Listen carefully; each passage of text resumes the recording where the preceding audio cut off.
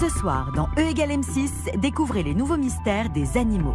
Chaque année, une espèce sur 1000 disparaît dans le monde. Alors pour tenter d'éviter ces extinctions, les scientifiques ont recours à des techniques étonnantes. Comment organisent-ils des accouplements d'animaux? Savez-vous qu'il existe de véritables os congelés où sperme, peau et poils de toutes sortes sont conservés dans le froid en cas de besoin? Mais à quoi peuvent-ils bien servir? E égale M6 vous ouvre les portes de ces réserves, pas comme les autres. Un poisson à tête transparente, un énorme calamar ou encore un insecte grand comme un lapin. Les scientifiques découvrent chaque année de nouveaux animaux étonnants. Mais comment expliquer que l'homme ne les ait jamais croisés avant? Comment répertorie-t-on les espèces? Et surtout, reste-t-il beaucoup d'animaux à découvrir? Vous saurez tout. Faire revivre des animaux disparus tels que les mammouths ou les dinosaures, comme dans le film Jurassic Park, vous paraît impossible? Pourtant, des scientifiques y travaillent. Ils sont déjà parvenus à cloner un bouquetin des Pyrénées, disparu depuis 13 ans. Mais comment? Pourrait-on ressusciter des espèces préhistoriques? Ces animaux ont été conservés dans un liquide, dans une espèce de boue acide, un petit peu comme quand on conserve des cornichons dans du vinaigre. Donc ils se conservent très, très longtemps. Quelle femelle pourrait faire office de mère porteuse pour un mammouth? Réponse dans cette émission.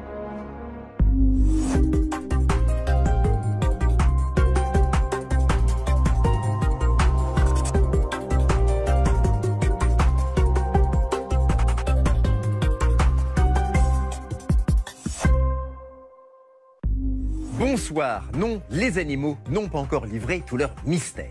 Savez-vous qu'il reste encore des centaines d'espèces à découvrir sur la surface de notre Terre, que des chercheurs travaillent à faire revivre des animaux disparus, un peu comme dans Jurassic Park, que d'autres tentent par tous les moyens de protéger les animaux les plus menacés? C'est ce que nous allons découvrir ce soir dans E égale M6. Et rappelez-vous, vous pouvez désormais commenter l'émission en direct dès que ce signal s'affiche en haut de l'écran. Rendez-vous sur l'application M6, sur votre smartphone ou votre tablette. Chaque année, des espèces animales disparaissent à tout jamais, victimes le plus souvent des activités humaines. Mais contre cette véritable catastrophe, les scientifiques s'organisent. Avec des zoos dans le monde entier qui s'associent pour aider à la reproduction des animaux les plus menacés, comme le rhinocéros blanc, ou qui gardent soigneusement congelés des cellules et des tissus de ces animaux, comme l'oryx, une antilope au bord de l'extinction, ou la rarissime panthère des neiges. Nous avons visité l'un d'entre eux en exclusivité, reportage de Mathilde Bélanger. L'éléphant, le rhinocéros ou encore l'ours polaire, tous ces animaux, les générations à venir pourraient bien ne pas les connaître. Comme eux, plus de 10 000 espèces animales sont considérées comme menacées à travers le monde et chaque année, une espèce sur 1000 disparaît. Comment les protéger? Comment aider ces animaux à repeupler la nature? C'est le travail de scientifiques. Dans les zoos et dans les laboratoires, ils aident les animaux à se reproduire et constituent même des arches de Noé congelées. À quoi cela peut-il bien servir? Comment la science peut-elle empêcher les animaux de disparaître? Enquête. Voici Goliath. Ce bébé rhinocéros a vu le jour le 18 septembre dernier au safari de Peaugres en Ardèche. Ici, c'est une star. Et pour cause, les naissances de rhinocéros en captivité sont rares, moins de 10 par an dans toute l'Europe. Cécile Dubois s'occupe des animaux du parc. Elle nous explique pourquoi la naissance de Goliath était si attendue. C'est une grosse satisfaction pour l'espèce elle-même, parce que le rhinocéros est une espèce en voie de disparition, en particulier à cause du problème de braconnage pour la corne. Donc tous les rhinocéros qu'on arrivera à faire naître en captivité serviront à préserver cette espèce qui est en train malheureusement de disparaître en Afrique. Le rhinocéros blanc, qui possède de belles cornes, est en effet l'espèce la plus menacée par le braconnage. Aujourd'hui, il reste environ 20 000 rhinocéros blancs sauvages en Afrique. Selon les scientifiques, si rien n'est fait pour les protéger, ils pourraient avoir totalement disparu dans la nature d'ici 2025. C'est pourquoi les zoos font tout pour faire naître des petits, mais ça n'est pas aussi simple qu'il y paraît. C'est une espèce qui n'est pas forcément très facile de reproduire. Les temps de gestation sont longs, ça dure 16 mois et demi, donc il faut être patient quand même.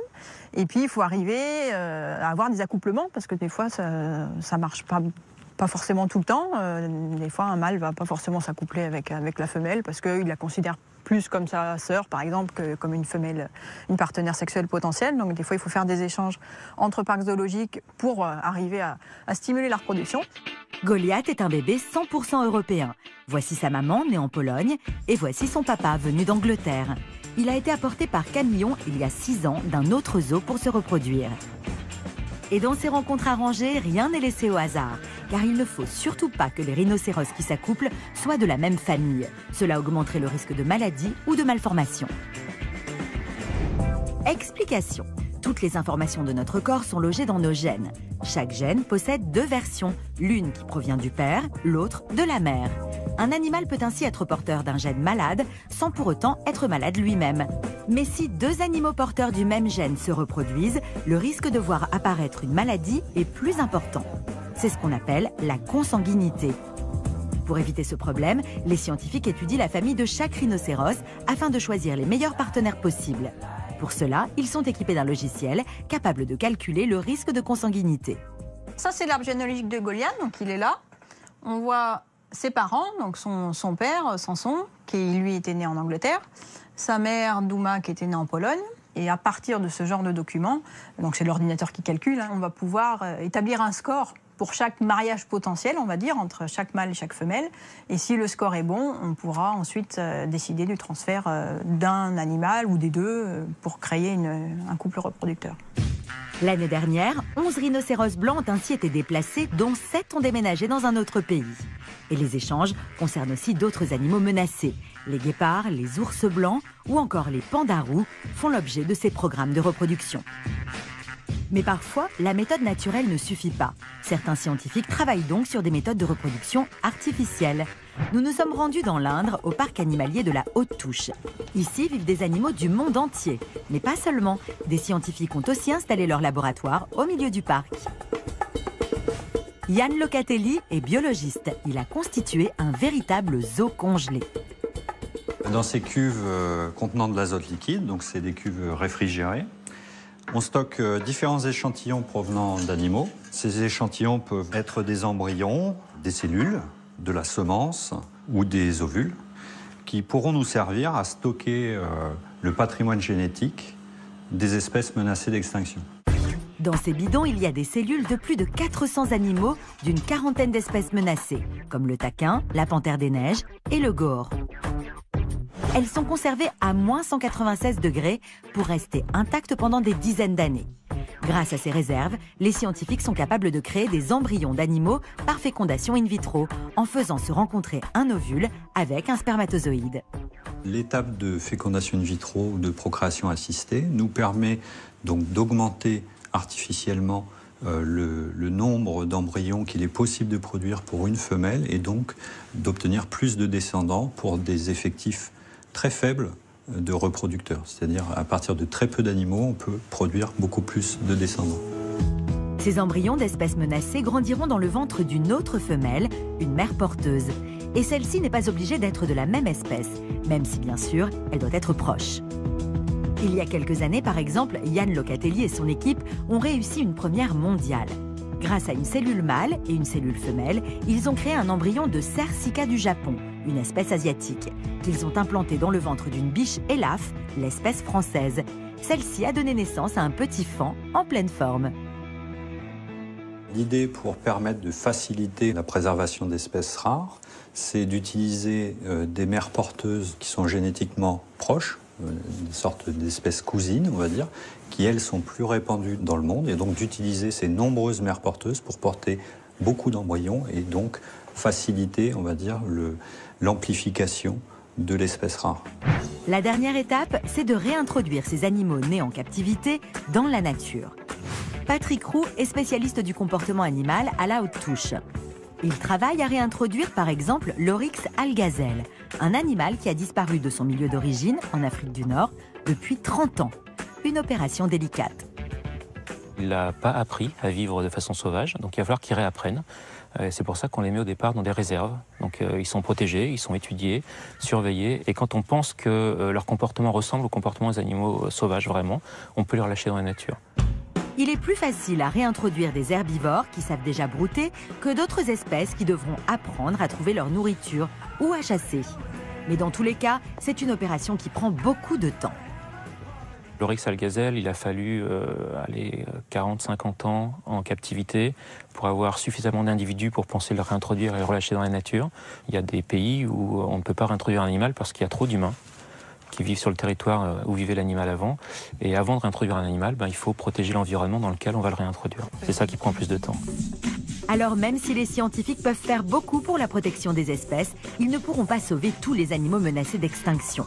L'homme doit avant tout changer ses habitudes pour protéger la nature. Ne plus détruire les forêts, ne pas polluer les lieux de vie des animaux pour leur laisser une place à eux sur la planète.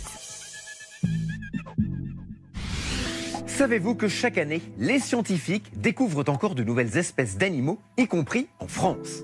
Comment est-ce possible? Où vivent-ils?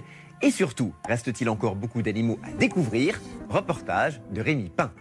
Un dauphin à tête arrondie, une araignée bleue ou une grenouille de 7 mm. Les scientifiques découvrent chaque année de nouveaux animaux étonnants. Depuis 300 ans, les naturalistes parcourent notre planète pour les répertorier. Pourtant, l'homme ignore encore beaucoup de choses sur le monde animal. Direction le laboratoire de recensement des espèces du Muséum d'histoire naturelle de Paris, l'un des plus grands au monde. Dans ces tiroirs sont conservées des centaines de milliers d'espèces. Cela peut paraître incroyable, mais selon Benoît Fontaine, l'un des scientifiques chargés du recensement, on ne connaît qu'à peine 20% des animaux qui peuplent nos continents et nos océans. On connaît à peu près 2 millions d'espèces et il en reste énormément à découvrir et on pense qu'il y a peut-être entre 5 et 10 millions d'espèces vivantes, peut-être plus. On découvre chaque année entre 16 et 18 000 espèces qui étaient inconnues auparavant et il reste toujours plus de choses à trouver que ce qu'on connaît déjà. Parmi les animaux découverts récemment, on trouve une majorité de mollusques. Mais comment les scientifiques les identifient-ils? Les naturalistes parcourent le monde à la recherche de ces petites bêtes inconnues comme ici, à Madagascar, où ils collectent des coquillages qui seront ensuite ramenés au laboratoire. Là-dedans, il y a du sable, il y a des débris de coquillages et puis il y a très certainement des espèces nouvelles pour la science. Deuxième étape, Benoît va les comparer à d'autres espèces répertoriées. Depuis 300 ans, chaque nouvel animal est recensé en fonction de sa forme, sa taille ou sa couleur. Mais le nouvel outil des scientifiques pour vérifier qu'il s'agit bien d'une espèce inconnue, c'est de comparer son ADN avec celui d'animaux connus. On va utiliser de plus en plus maintenant la génétique. On va séquencer des gènes qui sont un élément supplémentaire pour classer un individu dans une espèce ou dans une autre. Mais vous allez voir qu'on ne trouve pas que des mollusques ou des insectes. De plus gros animaux comme les mammifères ou les reptiles peuvent avoir échappé au regard de l'homme, comme nous le confirme Philippe Boucher de la Grande Galerie de l'Évolution à Paris. Les régions tropicales sont à la fois les plus riches en espèces et les plus sous-étudiées, les plus sous-explorées. Donc pour toutes ces raisons-là, ce sont les régions tropicales qui sont les principaux réservoirs d'espèces inconnues. C'est donc en Asie ou en Afrique, comme ici au Mozambique, que les recherches se concentrent. Les scientifiques y découvrent régulièrement des centaines de nouvelles espèces de scorpions ou de reptiles. Et oui, si les reptiles sont les plus vieux habitants de notre planète, puisqu'ils la peuplent depuis des millions d'années, ils n'ont pas tous été répertoriés par l'homme. C'est ce que nous explique Alexandre Ténier, chercheur rencontré dans la ménagerie du Jardin des Plantes. Que ce soit chez les lézards, ou chez les serpents, ou chez les amphibiens aussi, encore bien davantage. Il y a encore un gros potentiel, surtout dans les zones qui n'ont pas été très prospectées. En effet, si l'on connaît assez bien les espèces qui sont sur Terre à hauteur d'homme, celles qui vivent au sommet des arbres n'ont pas toutes été découvertes. Direction le Laos, où des scientifiques étudient la canopée, la cime des arbres. C'est à bord d'un ballon gonflable équipé d'un filet pour capturer délicatement les spécimens que les scientifiques partent en exploration. Cet objet volant, baptisé Étoile des cimes, permet de découvrir à chaque expédition des espèces inconnues d'insectes, de reptiles et même d'oiseaux. Si chez les mammifères, les découvertes sont plus rares, il faut savoir que chaque année, une dizaine d'entre elles est répertoriée. En septembre 2012, ce singe, le Cercopithèque de Lomami, a été découvert en République démocratique du Congo. Autre vivier d'espèces inconnu pour les scientifiques, les océans. Et pour cause, l'homme explore les abysses depuis à peine 40 ans, comme nous l'explique Guillaume Éveillard de l'Aquarium de Paris. On connaît actuellement 32 000 espèces de poissons d'eau douce et d'eau de mer, et on en découvre encore plusieurs centaines d'espèces par an. Des crustacés, des poissons, la mer regorge ainsi d'animaux qu'il est difficile d'approcher en raison de la profondeur des océans. Pourtant, en juillet dernier, des scientifiques japonais ont croisé par 900 mètres de fond cet incroyable calamar géant de 8 mètres de long, soit l'équivalent d'un camping-car. Mais selon vous, faut-il forcément aller à l'autre bout du monde pour croiser de nouvelles espèces ou peut-on en trouver chez nous?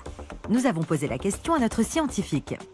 En Europe, on découvre entre 6 et 700 nouvelles espèces chaque année. Et même en France, on découvre encore des nouvelles espèces. On a découvert une cigale dans le bassin parisien, de nouveaux crustacés souterrains. Regardez ces images tournées en Roumanie en 1986. Alors que des scientifiques étudiaient un site, ils ont découvert une grotte complètement fermée et sans lumière.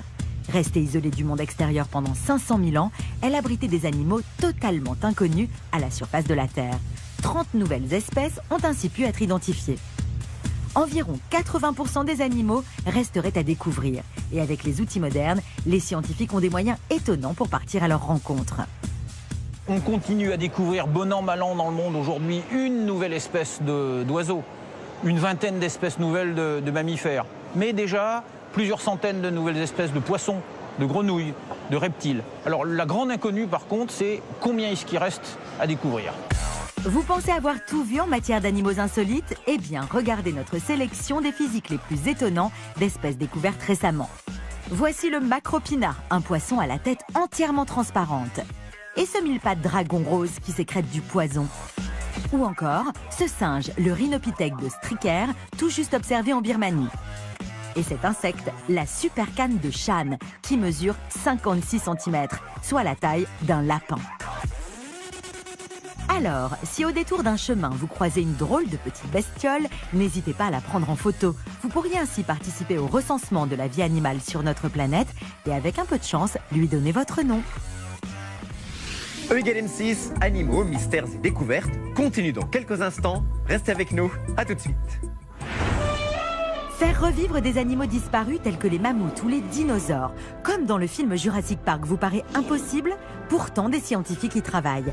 Ils sont déjà parvenus à cloner un bouquetin des Pyrénées, disparu depuis 13 ans. Mais comment? Pourrait-on ressusciter des espèces préhistoriques?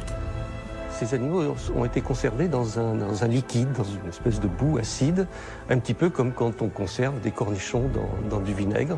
Donc ils se conservent très, très longtemps. Quelle femelle pourrait faire office de mère porteuse pour un mammouth? Réponse dans la suite de =M6.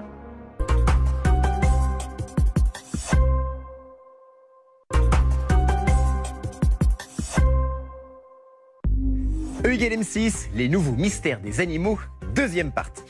Et n'oubliez pas que vous pouvez désormais réagir en temps réel au reportage qui va suivre avec votre application M6 sur votre smartphone ou votre tablette. Faire revivre des animaux disparus comme le mammouth, le bouquetin des Pyrénées ou même les dinosaures, pour vous, ça n'existe peut-être qu'au cinéma, mais vous allez voir que des scientifiques y travaillent très sérieusement. Il faut bien sûr retrouver l'ADN de ces espèces, trouver également une femelle qui fasse office de mère porteuse, mais tout cela devrait aboutir dans quelques années. Ce sont des recherches absolument passionnantes que vous allez découvrir. Reportage de Safar Baroud. Imaginez un jour vivre parmi les dinosaures ou les mammouths. Pensez-vous que cela soit possible? C'est en tout cas un vieux rêve pour les scientifiques du monde entier. Ils sont d'ailleurs parvenus à reproduire des espèces disparues il y a moins de 15 ans, comme ce bouquetin des Pyrénées. Mais comment s'y sont-ils pris? Pourrait-on vraiment appliquer cette technique pour ressusciter des animaux disparus il y a des millions d'années, comme dans Jurassic Park? E=M6 a mené l'enquête. Il y a des millions d'années, la Terre était peuplée d'animaux extraordinaires. Stégosaures, tyrannosaures, tous ont disparu avec le début de l'ère tertiaire, il y a 65 millions d'années. Depuis, d'autres espèces se sont également éteintes. Le mammouth, il y a 10 000 ans, mais aussi d'autres animaux moins connus, comme le bouquetin des Pyrénées, il y a seulement 13 ans. Aujourd'hui, de nombreux ossements d'animaux disparus sont régulièrement retrouvés. Et parfois, ces fossiles sont si bien conservés qu'on y retrouve de l'ADN. En partant de ces cellules, les scientifiques pourraient-ils un jour parvenir à faire revivre les espèces disparues? Autrement dit, pourraient-ils parvenir à les cloner? Direction l'INRA à Joué-en-Josas, où nous avons rendez-vous avec Pascal Chavat-Palmer. Pour cloner un animal ou pour faire son clone, on part d'une cellule vivante de l'animal que l'on veut reproduire. Cette cellule, avec son ADN, peut provenir de n'importe quelle partie du corps, un morceau de peau par exemple. Deuxième étape, il faut trouver un ovule, autrement dit un œuf issu d'une femelle vivante, susceptible d'accueillir cet ADN. Et voici comment on s'y prend. Nathalie Daniel va sous nos yeux créer un embryon cloné de lapin. Là, ce que je vais venir faire, c'est retirer le matériel chromosomique de l'ovule. En clair, l'ovule de lapine est vidé de son ADN. Et ensuite, Et maintenant, je vais venir récupérer la cellule qui va être clonée et je vais venir l'insérer dans l'ovule. Ce que vous voyez là, c'est un futur embryon. Pas besoin de spermatozoïdes, le noyau et l'ovule vont fusionner. Au bout de quelques jours, celui-ci sera placé dans l'utérus d'une mère porteuse lapine. Récapitulons. Pour cloner un animal, il faut d'abord recueillir son ADN, puis trouver un ovule pour y implanter cet ADN, et quand l'embryon est formé, le placer dans l'utérus d'une mère porteuse. C'est ainsi qu'est née Dolly en 1996. Cette brebis fut le premier animal cloné. Elle a été créée à partir de l'ADN d'une autre brebis dont elle est devenue la copie conforme. Mais alors, comment cloner un animal qui n'existe plus? Des scientifiques espagnols y sont parvenus. Voici Célia, le dernier bucardo des Pyrénées, conservé empaillé. Ce bouquetin qui vivait à la frontière espagnole a disparu en l'an 2000. C'est à partir des restes de ce dernier spécimen que l'équipe de scientifiques a réalisé un clonage. Première étape, ils ont récupéré son ADN à partir de cellules de peau prélevées et congelées. Deuxième étape, comme il n'existait plus aucun bucardo vivant, les scientifiques ont prélevé un ovule de chèvre domestique, cousine assez proche de cet animal. Enfin, l'embryon obtenu a été placé dans l'utérus d'une troisième chèvre domestique qui a fait office de mère porteuse. En 2009, après de nombreuses tentatives, un petit bucardo est né de cette incroyable expérience. Mais malheureusement, il n'a pas survécu, à cause d'une malformation au poumon liée à son clonage. Mais alors, les scientifiques pourraient-ils tenter l'expérience avec des espèces éteintes depuis plusieurs millénaires, comme le mammouth par exemple? Pour cloner un tel animal, il faudrait tout d'abord disposer d'un corps en bon état. Et c'est le cas. Regardez ces incroyables images. Ce bébé mammouth, mort il y a 10 000 ans, a été découvert en 2007 en Sibérie. Mais comment cette femelle d'environ 6 mois peut-elle être aussi bien conservée? Réponse avec Philippe Janvier, paléontologue. Ces animaux ont été conservés dans un liquide, dans une espèce de boue acide, un petit peu comme quand on conserve des cornichons dans du vinaigre. Donc ils se conservent très, très longtemps. Et en même temps, ces tourbières ont gelé. En effet, le corps de ce mammouth a été retrouvé dans une boue gelée. L'acidité du milieu, additionnée au froid, a permis au corps de ce bébé mammouth de rester intact. Et le plus incroyable, c'est qu'on a même retrouvé une partie de son ADN. Mais ces cellules suffiront-elles à cloner un jour un mammouth? Pour Jacques Testard, biologiste, ce n'est pas encore gagné. Il y a des mammouths apparemment où on retrouve à peu près 80% de l'ADN, peut-être un peu plus. Il faut dire que s'il en manque même un tout petit peu, la manip devient impossible. Et voici à quoi ressemble l'ADN. 2 hélices entremêlées qui forment ce que l'on appelle des chromosomes. Si on ne retrouve que 80% de l'ADN des mammouths, c'est qu'un tronçon de ces hélices manque. Il est donc impossible de connaître toutes les informations génétiques de cet animal. Si l'on parvenait à compléter cet ADN, l'étape suivante serait de trouver un ovule de mammouth. Or, aucun n'a jamais été retrouvé. Pourtant, il existe théoriquement une solution. Lorsqu'on veut cloner des espèces qui n'existent plus, on est forcément obligé d'utiliser des ovules d'espèces dont on pense qu'elles sont proches de cette espèce qui a disparu. Si on voulait par exemple cloner un mammouth, on va immédiatement penser à un éléphant, mais il se peut que l'éléphant ne soit pas le meilleur donneur d'ovules pour du mammouth. En effet, physiologiquement, l'éléphant est assez proche du mammouth et pourrait donc potentiellement porter son bébé. Mais même si l'ovule d'éléphant convenait pour fabriquer un embryon de mammouth, les scientifiques feraient face à un autre problème. Comment le prélever sur cet animal gigantesque? Et là commencent les grosses difficultés. Trouver un ovule d'éléphant, qui est un animal dont on connaît mal la reproduction, qui est un animal qui ovule très rarement, qui a des cycles longs et tout à fait épisodiques, qui est un animal de grande taille, dans lequel il n'est pas facile d'avoir accès à l'ovaire. C'est beaucoup plus difficile que de faire ça avec une vache ou avec un humain, bien sûr. Et pour qu'une telle opération réussisse, il faudrait faire de nombreux tests. Et pour cela, disposer d'une centaine d'ovules pour avoir une chance de voir naître un clone. Donc, même si en théorie, cloner un mammouth avec l'aide d'un éléphant est envisageable, en pratique, ces nombreux obstacles rendent l'opération quasiment irréalisable. Mais les scientifiques n'ont pas dit leur dernier mot. En mars 2012, ces Sud-Coréens se sont associés à des scientifiques russes pour réaliser cette prouesse. Alors qui sait, peut-être qu'un jour on verra des mammouths clonés dans nos zoos. Mais qu'en est-il des dinosaures? Souvenez-vous, ils ont disparu il y a des millions d'années. Pourrait-on un jour les faire revivre par la technique du clonage, comme dans Jurassic Park? La conservation de l'ADN ancien, classiquement, on disait que la limite, c'était de l'ordre de 60 000 ans. Dans le cas des dinosaures, 65 millions d'années, là, c'est nettement trop. On n'a jamais trouvé la moindre trace d'ADN dans les dinosaures. Vous l'aurez compris, sans ADN, aucun clonage n'est réalisable. Alors, des dinosaures aux côtés des humains, ça n'est pour le moment possible qu'au cinéma. Et maintenant que ces animaux récemment découverts, en danger ou disparus n'ont plus de secret pour vous, écoutez bien cette nouvelle question de notre jeu E = M6, question qui peut vous permettre de gagner peut-être la somme de 3 000 €. Comment appelle-t-on les établissements de conservation de cellules animales? Réponse 1, des zoos congelés, ou alors réponse 2, des musées congelés. Pour jouer, c'est très simple, il suffit d'appeler le 36 26 ou bien d'envoyer un ou deux par SMS au 74 600. Attention, vous n'avez que quelques minutes pour jouer, bonne chance. E = M6, c'est terminé, on se retrouve dimanche prochain. Merci de votre fidélité, passez une excellente soirée sur M6 évidemment, au revoir.